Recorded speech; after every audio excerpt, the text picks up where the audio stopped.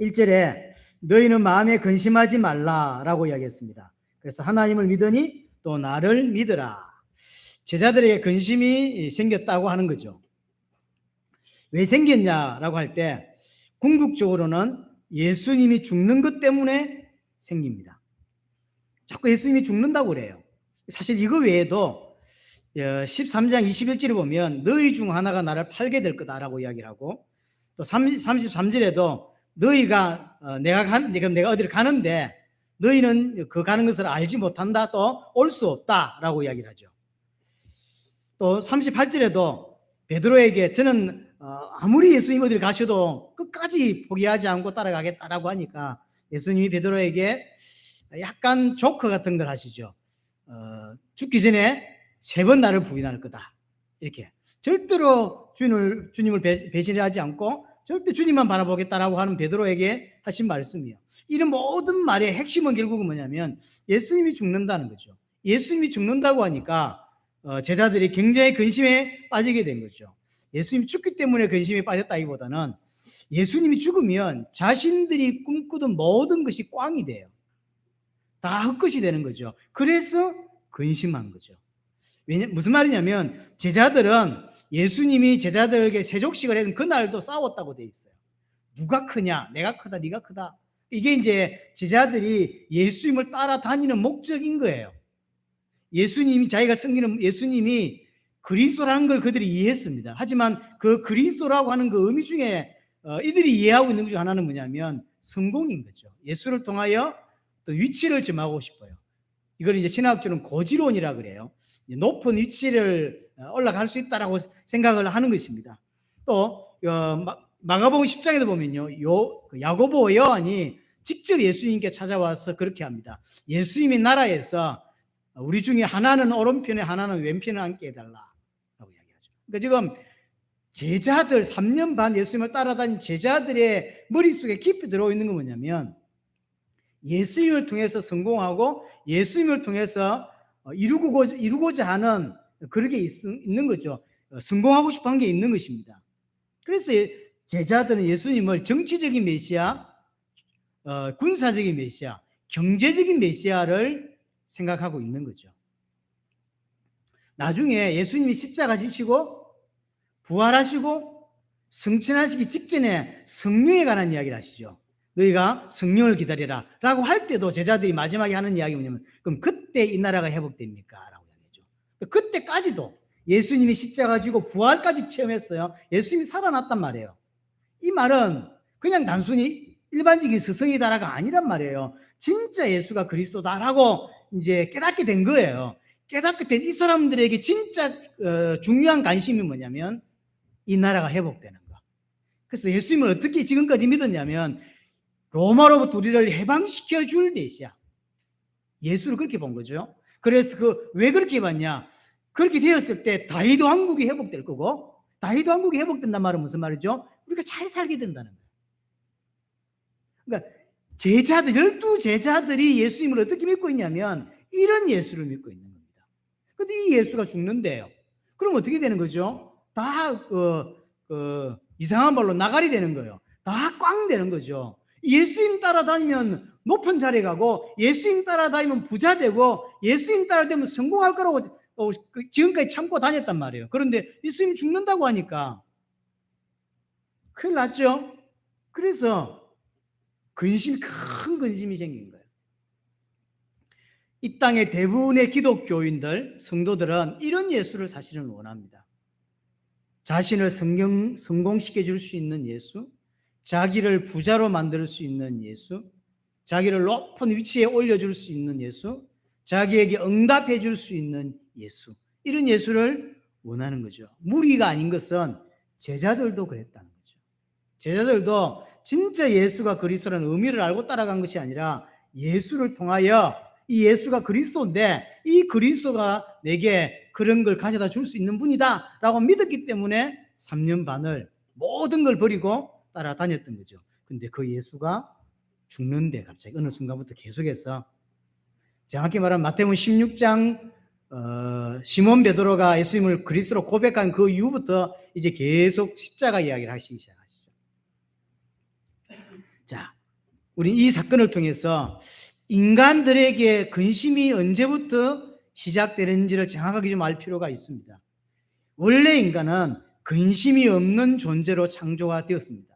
그렇죠? 아담이 처음 창조됐을 때는 근심이 뭔지 몰랐습니다. 왜 그러냐면 하나님이 전적으로 책임져 주는 존재였기 때문이에요. 하나님이 모든 걸 책임져 주었습니다. 하지만 인간은 하나님과 단절되면서 하나님이 책임져 주지 않는 인생이 되어버렸어요. 하나님이 간섭해 주지 않고 하나님이 지켜주지 않는 인생이 되어버린 것입니다. 그럼 어떻게 해야 됩니까? 내가 내 스스로 내 힘으로 나를 책임져야 돼요. 근데 나를 책임질 것은 좋은데 그럼 책임져야 되는 내가 하나님만큼 능력이 있고 하나님만큼 대단하면 괜찮은데 그렇지가 않다는 거죠. 하나님과 단절된 인간의 모습은 어떤 거냐면 언제나 결핍이에요. 언제나 모자랍니다. 언제나 부족합니다. 돈을 많이 벌었는데도 부족하고요. 그러니까 늘 부족해. 능력이 대단한데 부족해요. 그래서 항상 뭘 느끼냐면 한계를 느껴요. 그게 인간이에요. 하나님과 단절된 인간의 모습은 항상 결핍이고 항상 부족이고 항상 한계를 느낀다고. 그러니 그것 때문에 근심과 염려와 불안이 이제 인간에게 들어오게 되는 거죠. 결국 불안이라고 하는 건, 근심이라고 하는 건 죄의 결과란 걸 알 수가 있는 거죠. 죄 짓기 전에 인간은 불안, 염려 이런 게 뭔지도 몰라요. 하지만 하나님과 단절된 이유로, 죄로 인해서 하나님과 단절된 이유로 인간에게 들어온 게 불안이라고 하는 거죠. 왜 불안할까요? 내가 내 인생을 책임지려고 하니까. 내 인생을 책임지는데 하나님만큼 능력이 있으면 하나도 안 불안합니다. 하지만 부족하다고, 능력이 없다고, 모든 게 한계를 느낀다고. 그러니까 불안함이라는 게 생길 수밖에 없죠. 그 불안함 때문에 따라오는 게 근심인 것이죠. 한번 하나님과 단절되고 나니까 그 이후로 모든 인생에 근심이 들어오게 되었고 불안이 들어되었고, 단순히 들어왔다는 정도가 아닙니다. 인생 전반에 근심과 불안이 깔려 있습니다. 어떤 면에서 장악되었다라고 해도, 그렇죠? 근심이라고 하는 게, 불안이라고 하는 게 인생을 아예 장악했다라고 보는 게 더 옳습니다. 정확하게 이렇게 보시면 됩니다. 당장 굶어 죽지 않아도 불안과 근심을 하죠. 불안함을 느끼고. 사람이 평소에는 괜찮다가 죽음의 위기나 굶어 죽게 되었을 때 근심을 하는 것처럼 보이지만 그렇지 않습니다. 당장 굶어 죽지 않는데도 근심하고 불안해합니다. 보통은 아직 일어나지 않은 일을 근심하죠.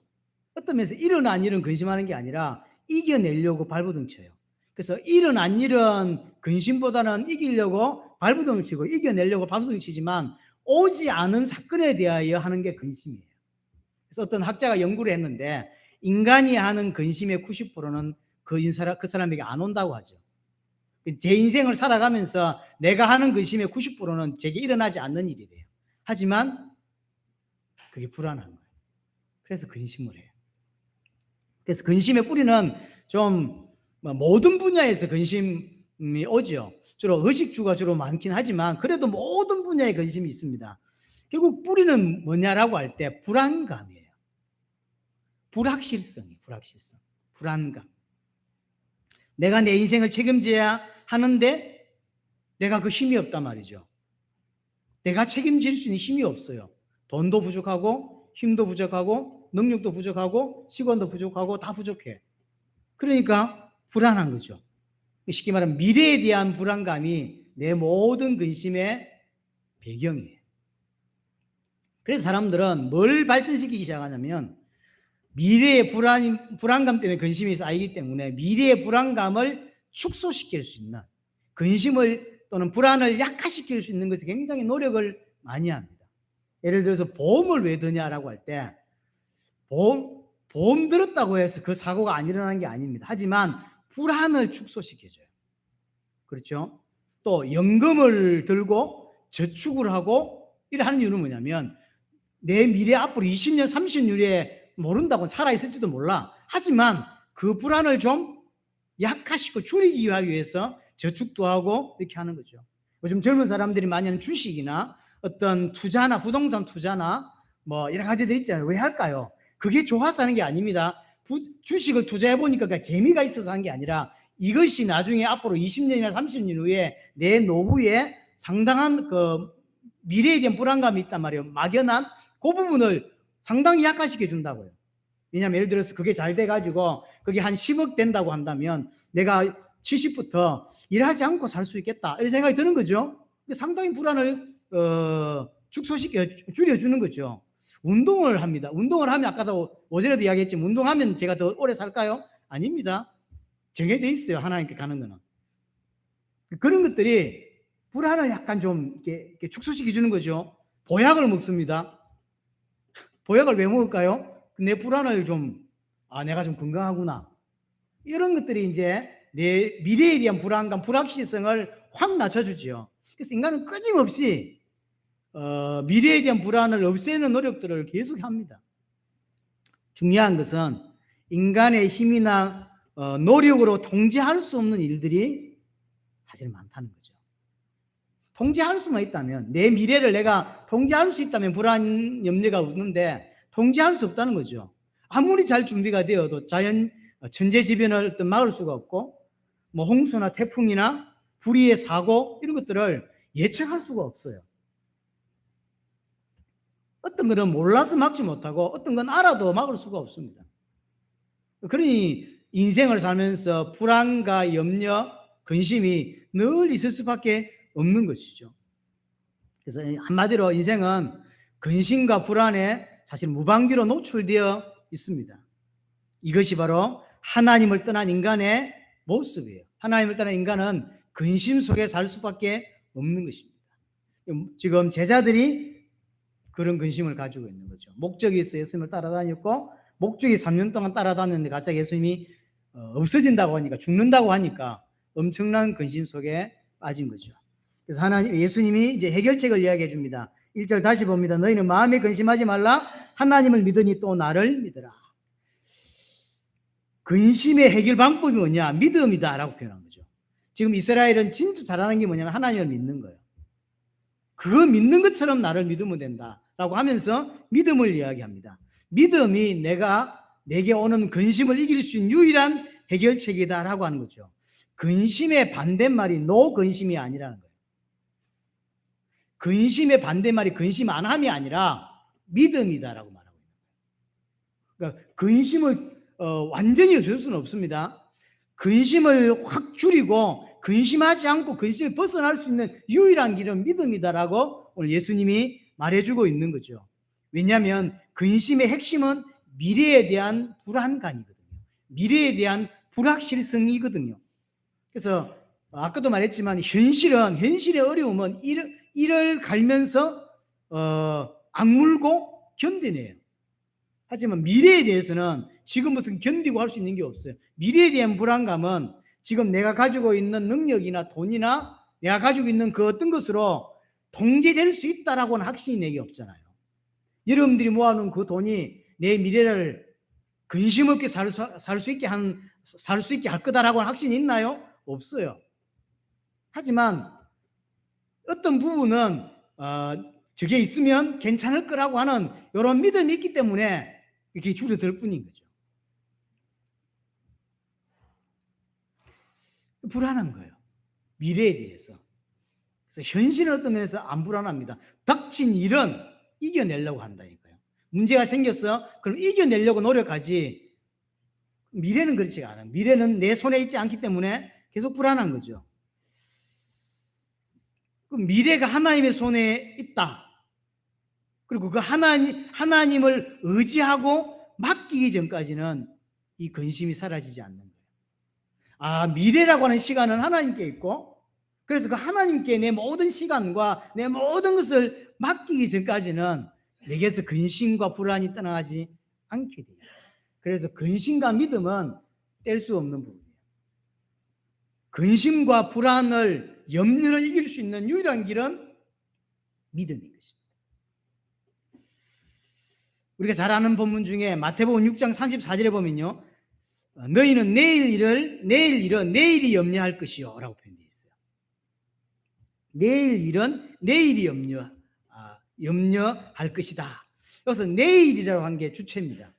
우리가 어떻게 서로 사람들이 해석하고 싶어 하냐면 내일 일은 오늘도 복잡하니까 내일 일은 내일 가서 염려하자 이렇게 해석하는데 잘못된 해석입니다. 그 의미가 아니에요. 내일 일은 내일이 염려하게 두라는 거예요. 그 의미입니다. 지난 옛날 한국 성경은 이렇게 번역이 안 돼 있어요. 잘못된 번역이에요. 오늘도 벅차니까 내일 일은 내일 가서 우리 생각하자라는 의미로 번역이 되는데 그 잘못된 번역입니다. 그 의미가 아니라 내일에 염려할 거리는 내일이 염려하도록 놔둬라. 오늘 것만 고민하자 이 말이거든요. 그래서 내일이라는 게 뭔데요? 내일을 주관하시는 하나님이 내 대신 염려할 거라는 이야기예요. 내일을 주관하시는 하나님이 책임질 거니까 너희는 염려하지 말라라고 하는 의미가 마태복음 6장 34절 이야기예요. 내일 일은 내일이 염려할 것이요. 우리가 내일 가서 해야 될 염려를 하나님이 책임지신다는 거예요. 그래서 염려하지 말라라고 하는 것이죠. 그래서 하나님을 믿는 만큼 근심이나 염려에서 벗어날 수 있는 거예요. 결국은 믿음과 이 불안이나 염려나 이런 것들이 연결되어 있어요. 그래서 믿는 만큼 염려는 떨어져 나갑니다. 믿는 만큼 불안은 해소가 되고 믿는 만큼 다 없어지지는 않겠지만 벗어날 수 있는 것이죠. 하나님을 인정하고 모든 것을 맡기고 현재를 살아가는 것을 보고 믿음이라고 해요. 우리는 아무것도 모릅니다. 그래서 하나님을 인정하고 우리에게 생명을 주신 하나님을 인정하고 하나님의 주권을 인정하고 하나님이 내 미래를 책임지실 거라는 걸 인정하고 내 모든 것을 맡기고 오늘 이 시간을 내가 살아가는 걸 보고 믿음이라고 하는 거예요. 믿음이라고. 그래서 근심과 염려를 이길 수 있는 유일한 길은 믿음인 것입니다. 그런데 이게 생각보다 잘 안 됩니다. 믿는 자도 근심이 생긴다니까요. 안 생길 수가 없습니다. 실제로 아주 믿음 좋은 사람들도 자기 나름대로의 근심을 한다고요. 모세 같은 사람 근심이 없었을까요? 아주 믿음 좋은 상태였을 때. 바울도 마찬가지입니다. 아주 믿음 좋은 상태에 바울은 근심이 없었을까요? 아닙니다. 자기 나름의 근심이 또 있는 거죠. 왜 그럴까? 믿음이 있는데 왜 그들은 근심을 할까라고 할 때 한 가지 생각해야 될 게 뭐냐면 믿음이라고 하는 건 분명히 내게 와 있는 완료형이에요. 그렇죠? 믿음은 완료입니다. 내게 와 있는 거예요. 하지만 믿음은 ing입니다. 현재 진행형이라는 거죠. 무슨 말이냐면 출애굽에서 나와서 출애굽에 나와서 사람 구원을 받았습니다. 이 말은 믿음이 있다는 이야기예요. 믿음이 있지만 이 믿음이 있는 이 사람들에게 진짜 믿는 자로 만들어 가야 되겠죠? 그렇죠. 그래서 강렬을 주셨다고 이야기했습니다. 그래서 믿지만 계속 믿음을 쌓아가야 돼요. 믿음을 연단해 가야 되고 믿음이 성숙해 가야 된다는 거죠. 믿음이 떨어졌다는 표현을 쓰거든요. 사도행전에도 보면 기도하기를 나는 너희가 믿음에서 떨어지지 않기를 기도하노니 이런 표현이 있어요. 이 믿음이 떨어지기도 하고 올라가기도 하고 믿음이 쌓이기도 한다 이런 표현들이 있는 거죠. 믿음에 굳게 서라라는 표현도 있거든요. 믿음은 내게 주어진 완료된 거예요. 하지만 믿음은 현재 진행형이기도 합니다. 계속 믿음이 쌓여야 되고 믿음이 높아져야 되고 믿음이 성장해야 되는 거예요. 그래서 믿음이 있는 사람도 염려를 하는 거예요. 그 사람 수준에서 할 수 있는 이 믿음의 어떤 깊이나 그 넓이에 따라서 염려하는 게 완전히 다른 거예요. 다를 수밖에 없죠. 믿음이 좋은 사람은 좋은 사람대로 염려하는 게 있고요. 믿음이 안 좋은 사람은 안 좋은 사람대로 아주 기본적인 걸 염려하겠죠. 먹고 살 거에 대해 염려하고 이렇게 할 수밖에 없는 거죠.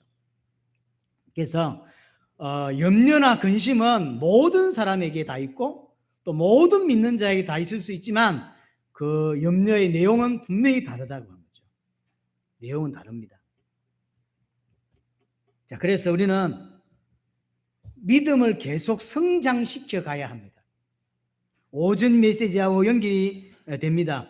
계속 성장시켜 가야 돼요. 계속 믿음이 쌓여야 된다고 하는 거죠. 믿음은 성경에서 계속 성장할 것을 요구합니다. 성경은 믿었으니까 끝이 아니라 믿는 자에게 계속 이야기를 하죠. 성장해 가라. 베드로전서 5장 9절에 너희는 믿음을 굳건하게 하라. 굳건하게 하라. 누가복음 22장 32절에 네 믿음이 떨어지지 않기를 기도하였노니 라고 이야기를 하고요. 사도행전 16장 5절에도 여러 교회가 믿음이 더 굳건해지고 라고 표현이 있고요. 고린도전서 16장 13절에 믿음에 굳게 서서라고 이야기를 하고요. 고린도후서 10장 15절에도 오직 너희 믿음이 자랄수록 믿음이 자란다고 이야기를 합니다. 그래서 성경은 계속 여러분들이 지금 믿음의 상태에 머물지 말고 계속 가야 된다는 걸 이야기해요.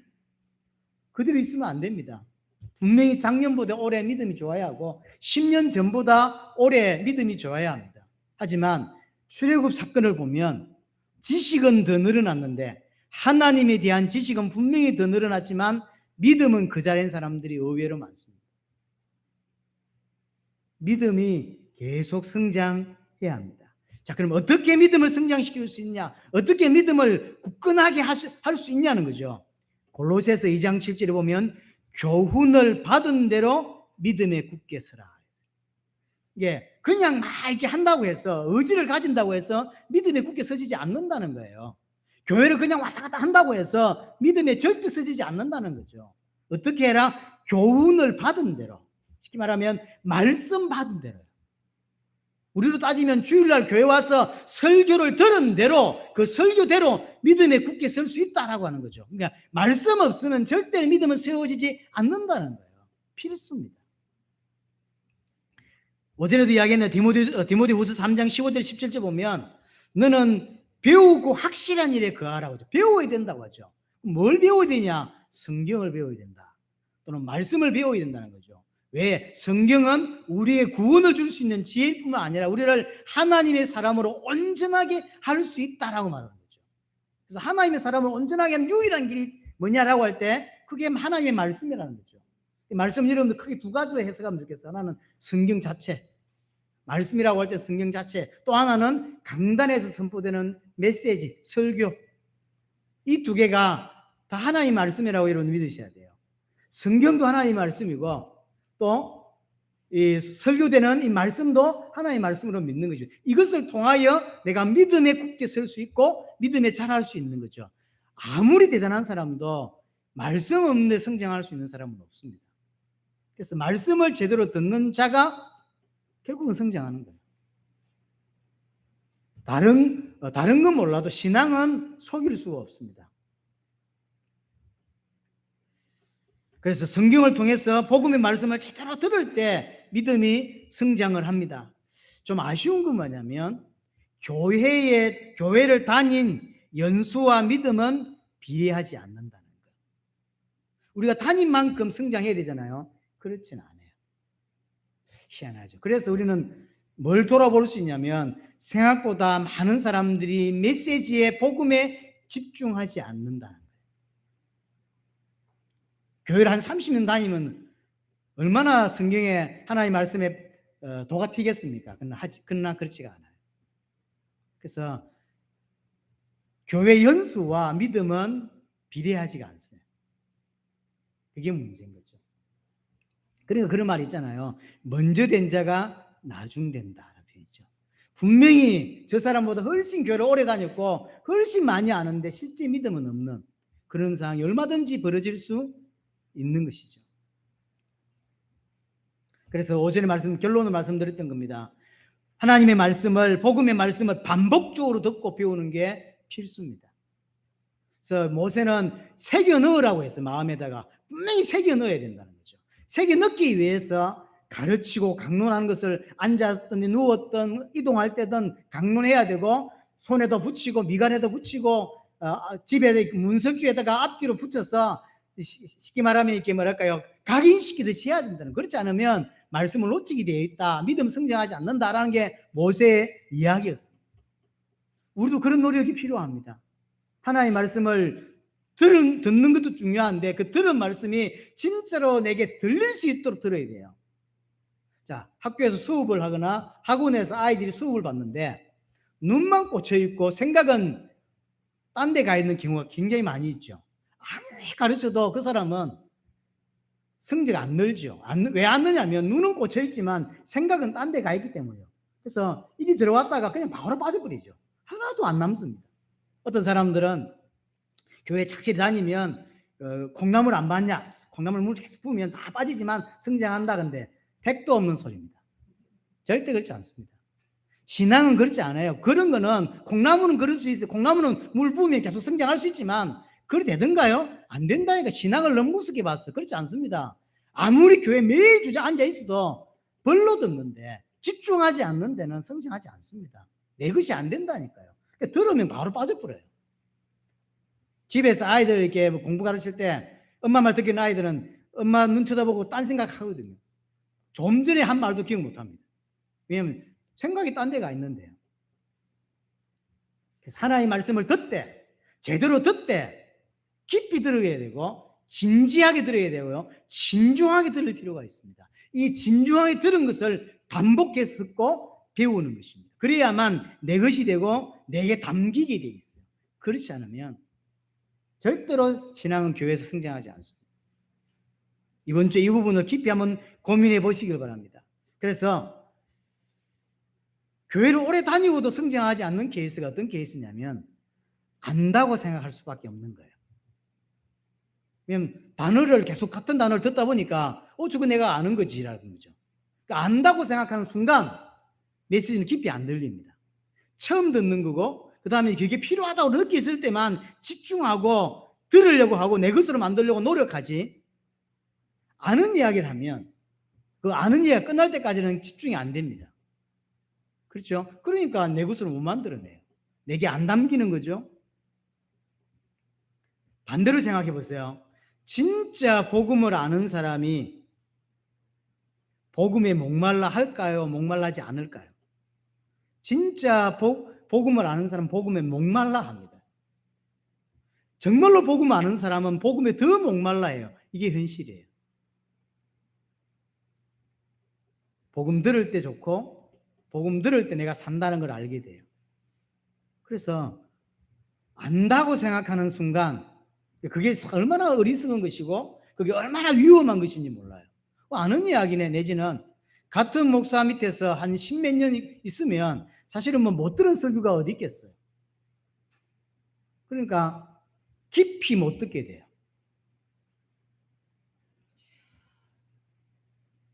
복음에 목말라지 않는 사람의 교회 생활은 어떨까라고 할 때 한마디로 힘들죠.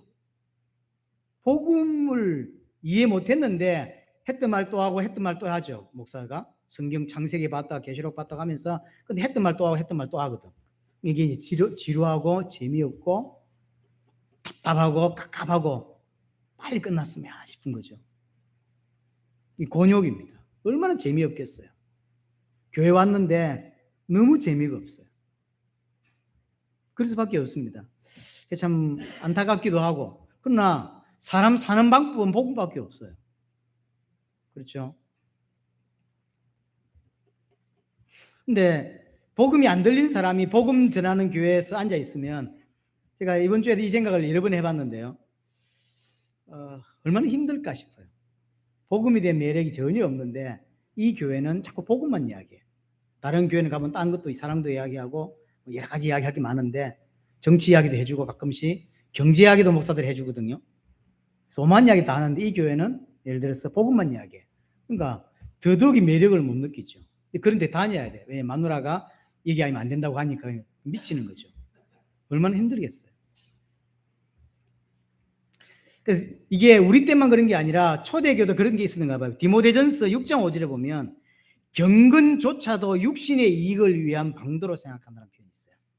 그러니까 교회 생활했던 그 경건의 모습이 있죠. 교회를 오고 예배를 드리고 헌금을 하고 어떤 선행을 하고 이런 경건의 모습도 왜 하냐면 자신의 육신의 방도 때문에, 그렇게 하면 하나님께 그렇게 해주면 하나님이 복 줄 거다라고 하는 생각 때문에 그렇게 한다는 거죠. 만약 11조를 하면 하나님이 11조를 준 걸 기뻐해가지고 10배로 튀겨준다 이런 생각을 하는 거예요. 안 튀겨줍니다. 하나님은 11조 해도. 그 너무 어처구니 없는 이야기들이 전 세계 교회를 장악하고 있어요. 믿음이 성숙한 만큼 근심이나 염려, 불안이 우리에게서 떠나갑니다. 그리고 근심도 근심에 따라 다릅니다.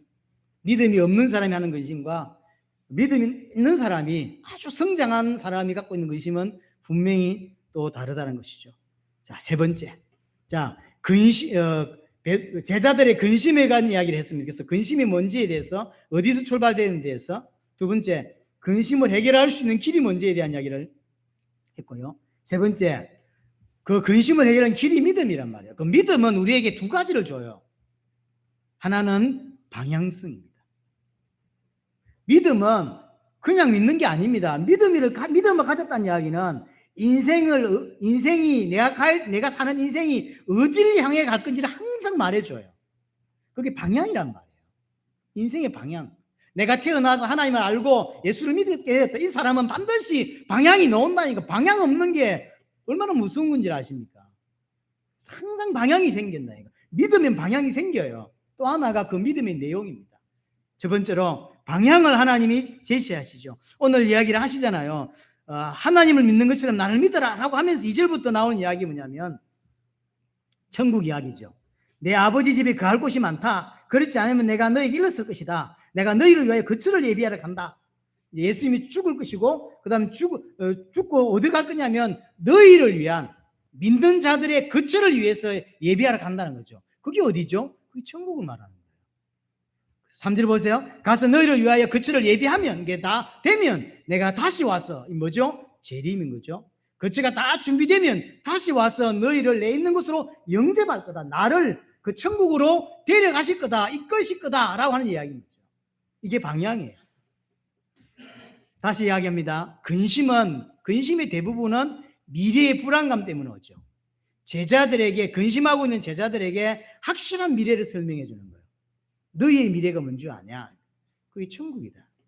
너희가 소망하고 너희가 바라봐야 될 너희의 확실한 미래, 그게 새하늘과 새 땅이다. 내가 그것 때문에 지금 간다. 그리고 다 준비되면 돌아올 것이고, 돌아와서 너희를 내 있는 곳으로 영접하겠다. 너희를 내 있는 곳으로 데리고 가겠다라고 이야기를 해주시고 있는 거죠. 성도의 미래입니다. 새하늘과 새 땅이죠. 성경은 구약을 펴든 신약을 펴든 결국은 방향은 이거예요. 이스라엘 백성들 강야를 걸어가는 그 사람들에게 동일한 이야기를 했잖아요. 우리가 지금 어디를 가고 있는지를 항상 잊지 못하도록 예수님이 당신이 가시는 이유를 설명했죠. 처소를 예비하려고. 그래서 우리는 구원받는 동시에 뭐가 보장된 사람이냐면 미래가 보장된 사람. 우리의 확실한 미래. 장망성 이 땅에서 영원한 것을 소망해 사는 자가 성도입니다.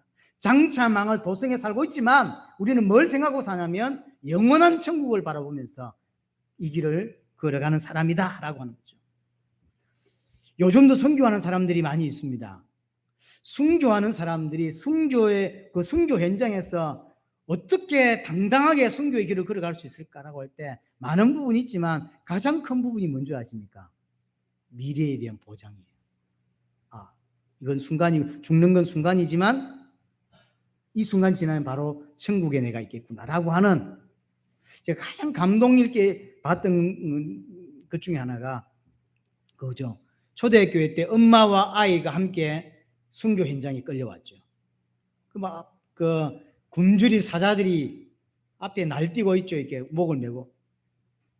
풀면 사자가 와서 이 사람들 찢어서 잡아먹습니다. 그때 엄마가 아이 눈을 감기면서 잠시면 돼. 잠시면 끝나. 그게 제가 얼마나 충격이 되든지요. 그리고는 아이가 1, 2초면 죽죠. 그 사람들이 어떻게 그 순교라고 하는 걸 그 당당하게 맞설 수 있었냐라고 할 때 미래에 대한 확실한 보장. 우리가 이 땅에서 어렵지만 당당하게 살아갈 수 있는 건 하나님이 구원과 함께 내게 보장해 주신 미래 때문이라는 거죠. 지금 베드로를 중심한 사도들은 굉장히 지금 두려워하고 있고 근심하고 있습니다. 그 근심을 이기는 유일한 길이 믿음이고, 그 믿음이 주는 중요한 방향이 뭐냐면 새하늘과 새 땅이라는 거예요. 우리도 마찬가지입니다. 우리는 새하늘과 새 땅으로 가야 될 사람인 거죠. 두 번째가 그 믿음의 내용인데요. 본향으로 가는 길이 하나라는 거죠. 오늘 6절에서 그 유명한 장면이죠. 내가 곧 길이요 진리요 생명이다. 나로 말미암지 않고는 아버지께로 올 자가 없다. 이게 믿음의 내용이고 이것이 구원받는 유일한 길이다. 본향 가는 유일한 길, 오직 한 길은 이 길밖에 없다라고 하는 것이죠. 이거와 똑같은 성경 구절이 사도행전 4장 12절입니다. 다른 이로서는 구원을 받을 수 없나니 천하 인간에게 구원받을 만한 다른 이름 우리에게 주신 적이 없다. 우리는 하나님 만날 수 있는 유일한 길이 예수밖에 없다고 믿는 사람들입니다. 하지만 모든 종교에서 이것을 반대합니다.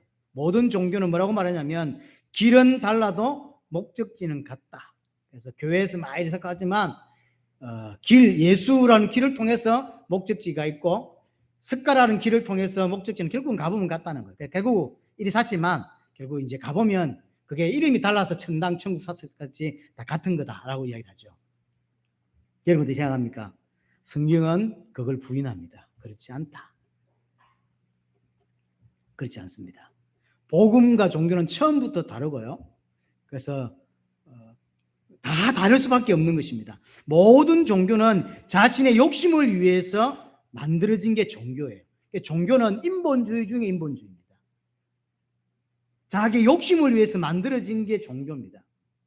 복음은 하나님이 직접 내게 찾아오신 게 복음이에요. 종교는 인생의 고통과 번뇌의 문제, 고난의 문제를 해결하려고 출발된 게 종교예요.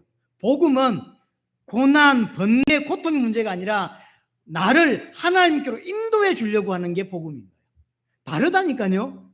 종교는 인간의 욕심이나 만족을 목적으로 하고 있습니다. 이 사람이 문제가 있어 그 문제를 해결해 주고 그러려고 생긴 게 종교예요. 하지만 복음은 거기에 대해서 관심이 없습니다. 지금 네가 고통당해, 지금 네가 문제가 많아, 그 문제를 넘어서서 하나님께로 갈 수 있도록 하나님을 만나게 할 수 있는 게 그게 복음인 거예요. 그래서 복음은요 절대로 인간적인 욕심이나 만족을 채워주는 종교 행위를 하지 않습니다. 그런데 지금 기독교 보세요. 그 개인과 성도들이 만족할 만한 걸 주려고 하고 있잖아요. 그게 종교입니다. 더 이상 복음이 아닌, 더 이상 사실은 교회가 아닌 거예요. 하나님께로 가는 유일한 길이 예수 그리스도밖에 없습니다. 이 외의 모든 길은 우리는 거부합니다. 그래서 왜 그러냐? 사람의 노력이나 공로, 종교로는 절대로 하나님 앞에 갈 수가 없기 때문이에요. 인간의 노력을 할 수 있는 길이 아닙니다. 그래서 사람들은 모든 종교는 우리를 향하여 배타적이다, 독선적이다 라는 표현을 합니다. 저는 그 말이 옳다고 생각합니다. 그리고 당연하다고 생각합니다. 그리고 그 말은 그렇게 기분 나쁘지 않습니다. 다른 길은 죽음의 길이고 다른 길은 멸망의 길이고 진리는 오직 하나밖에 없습니다. 그렇죠? 진리는 하나밖에 없어요. 이것도 맞고 저것도 맞을 수가 없습니다. 그렇죠? 그럴 수 없어요. 그래서 우리 보고 배타적이다, 독선적이다, 외골수다, 저는 이 땅에 살면서 들어야 될 이야기라고 생각합니다. 절대로 종교는 그럴 필요가 없죠. 복음은 그렇지 않다고 하는 사실. 그래서 종교는 궁극적으로 자기 자신을 위한 거예요. 자기가 믿는 신이 누군지, 그 신이 원하는 게 뭔지 그런 관심 없습니다. 신이 원하는 걸 해주고 뭘 하려고 하는 거죠? 자기가 원하는 걸 얻어내려고 그걸 하는 거예요. 3,000배를 절을 하면 뭐가 된대. 그러면 3,000배 절하는 데 목적이 있는 게 아니에요. 그걸 해주고 뭘 하는 거죠? 내 걸 받아내려고 하는 거죠.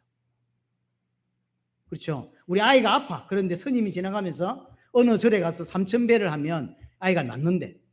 그래서 낫게 해주는 그분이 누군지 그분을 알고 싶고 그런 게 아니에요. 그걸 해주면 내 아이가 치유돼라고 하는 그걸 얻으려고 그걸 하는 거라고. 그렇게 교회 오는 사람 있지 않나요? 교회 와서 11조 해주고 교회 와서 앉아 있어주고 교회 와서 뭘 해주면 하나님이 이걸 내게 해줄 거야 라고 하는 이유 때문에 교회에 앉아있는, 그거는 종교입니다. 그건 교회 아닙니다. 그건 복음 아니에요. 하나님하고 관계없는 것입니다. 그래서 교회는, 원래 기독교는 신을 이용해서 자신의 욕망을 채우는 종교가 아니라는 거예요. 저는 지금 그런 종교로 변질되어 버린 기독교가 저는 전 세계 절반이 넘었다고 생각하는 사람입니다. 절반이 뭡니까? 제가 볼 땐 70%가 저는 종교로 전락됐다고 생각합니다. 종교인들이 이렇게 주장하죠. 산에 오르는 길이 어떻게 한 길일 수 있겠냐? 생각해봐라. 여러분들 뒷동산 보면 그 말도 맞죠. 가는 길이 하나밖에 있는 게 아니에요. 다 이리도 저리도 있고, 좀 질러 갈 수도 있고 돌아갈 수도 있고. 설악산 안 가보셨습니까? 이리 갈 수도 있고 저리 흔들바위 쪽으로 갈 수도 있고 뒤로도 갈 수 있지. 오색약수터 오랜만에 들어보면 그래도 올라갈 수 있지. 그럼 뭘 잘못 생각한 거죠? 하나님이라는 산을 잘못 이해했기 때문이에요. 그렇죠? 한라산은 그래요. 뒷산은, 동네 뒷동산은 길이 여러 개입니다. 이리 가도 되고 저리 가도 돼요. 하지만 하나님의 산에 오르는 것은 그렇지가 않아요. 그 길로 안 됩니다. 뒷동산과 하나님은 완전히 다릅니다. 차원 자체가 달라요. 옷도 다릅니다. 설악산 올라갈 때 올라오다고 저 에베레스트 올라간 옷이 달라요. 그렇게 입으면 저 에베레스트 못 올라갑니다. 산도 다르다니까요. 근데 그 산과 하나님과 같다고 생각하는 자체가 틀린 거죠. 하나님께로 가는 길은 우리가 만들어낼 수가 없습니다. 만들어 갈 수 있는 게 아닙니다. 그래서 복음은요, 길을 찾는 게 아닙니다. 길을 찾지만 길을 찾는 게 아닙니다. 찾을 수가 없어요. 하나님이 길을 주셨고 길 자체가 내게 왔어요. 예수님이 내가 곧 길이다라고 했잖아요. 길이 온 거예요. 예수님이 나를 길로 인도하는 게 아니라니까요. 생각을 잘못하시면 안 됩니다. 예수님이 나를 하나님 만날 수 있는 길로 인도해 주는 게 아닙니다. 당신 자체가 길이에요. 그 길 위에 서 있으면 하나님 만나게 되는 거예요. 그 길 위에 뭐가 있냐면 새하늘과 새 땅이 있는 거예요. 당신이 길이란 말이에요. 나를 길로 데려가 주는 게 아닙니다.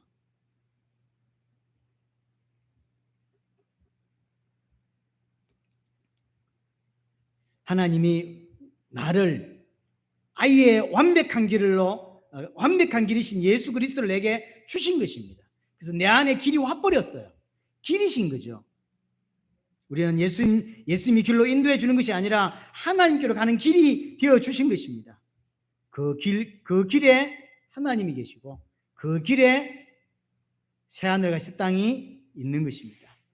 하지만 아까도 말했지만 그 길이 내게 이미 와 있지만 아직 아닌 케이스들이 있는 거죠. 계속 성장하고 계속 은혜를 받아야 되는 케이스들이 있습니다. 여러분에게 하나님이 길이 되어 주셨고 또 우리에게 완벽한 길로 와 주셨습니다. 나는 이미 구원을 받았지만 계속 성장해야 되고 계속 자라가야 된다는 사실입니다. 그래서 정말로 길이시고 생명 되신 예수 그리스도 여러분들에게 진짜 길이 되고 생명이 되어진 은혜가 있게 되기를 바랍니다. 우리 말씀